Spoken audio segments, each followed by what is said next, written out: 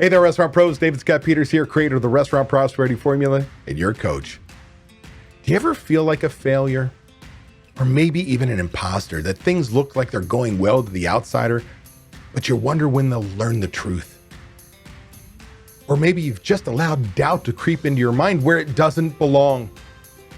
It's been over a year dealing with the pandemic and all the business restrictions, and it's been no fun.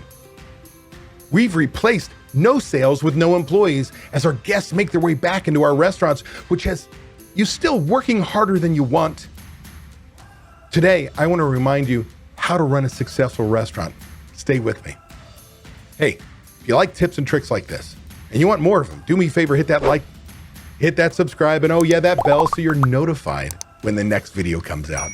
And if you want more tips and tricks for running a profitable restaurant, or hear restaurant owner success stories, make sure you tune into my podcast, Restaurant Prosperity Formula, found on all the popular podcasting services.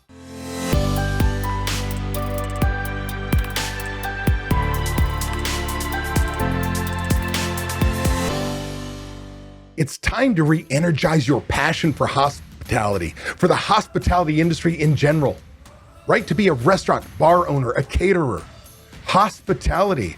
It's time to redefine, really redefine in your mind what success looks like and what it takes to run a successful restaurant, bar, catering service. Here's what I want to tell you. Look, you survived COVID-19. That's a major accomplishment in itself. 40% of your peers were not so fortunate. If you've been following me for any length of time, you know that as soon as the pandemic hit, that first 2 weeks took 25% of our industry out like that. Why? Because most operators operate on 2 weeks of cash flow. So there was no cash coming in and they couldn't pay their bills. Then depending on where you were in the country, you had a second or even third closure. And that third closure happened for many of us in December of 2020. And it took out another group of restaurant owners, the operators that were hanging on because the government was doing too little, too late at that point in time. 40% of operators gone. Now, whether they're gone forever, I don't know the answer to that, but dark. So it has been a real challenge. And if you survived, you battled really, really hard. You learned a new term and you made it work called pivot. Right? I know you're sick and tired of the word pivot. You pivoted. You turned into a grocery store. You turned into takeout and delivery. You did all these things necessary to keep your business alive. You are a fighter. Now, those are the successes, right? There's a myriad of people who will never see this video because it took their life savings out. It took their family business that had been in generation after generation in their family. It took it out. But you're still operating. If you're watching me, you're still operating. So here's the thing. It's time to remind yourself why you opened your restaurant in the first place. You've got to find that passion, that burning desire, do you remember the cocktail napkin that you were having a drink with one of your best friends and you wrote down your idea about this bar, restaurant, catering business you wanted to open? That you've been in the business for so long, or you had a dream? And how fired up you were? You need to find that passion again today. Remind yourself of why you opened your restaurant in the first place, because that's the joy of being in the hospitality industry. You need to reignite that never say die attitude. Persistence is critical. Being persistent is critical. There's always something going wrong in the restaurant business, isn't there? And some of us feed on that crisis management, that there's nothing we can't do because there's nothing that will stop you. It's that mindset, that growth mindset that makes you successful. You got to refocus on Restaurant 101. See, we pivoted, so Restaurant 101 started to become takeout and delivery.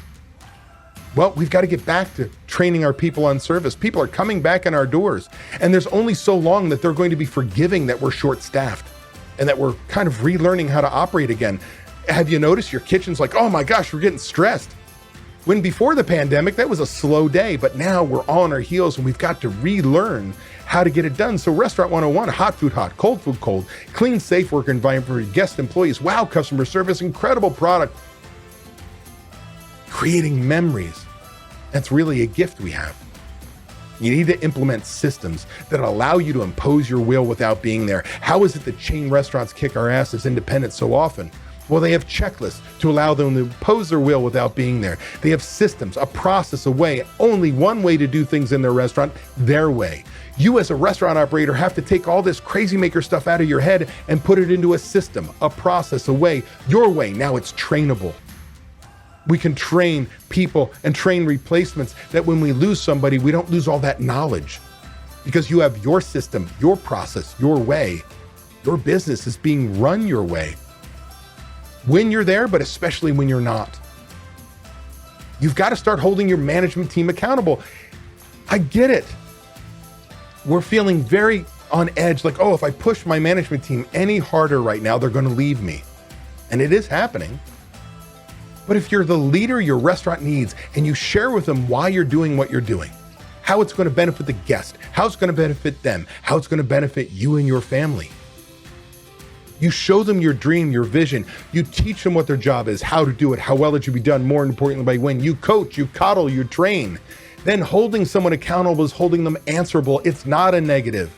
But you've got to raise the bar. Your employees will reach as low as you set it. And that's why there's labor creep. That's why our food cost goes up. That's why our labor cost goes up. That's why things get out of hand because we stop dealing with things. We're not willing to hold people accountable. We bury our head in the sand and hope it changes. But hope is not a strategy for success.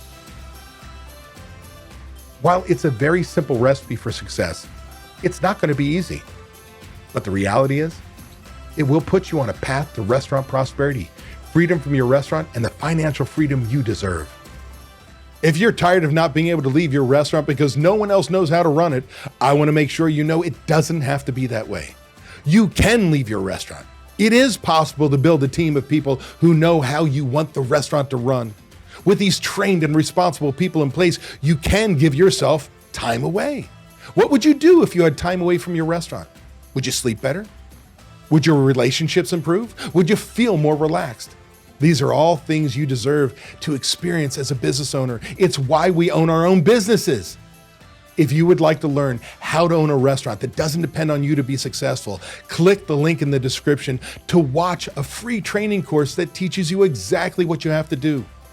Also, be sure to subscribe to get my weekly tips and watch these 2 videos to get more information and guidance for running a successful restaurant.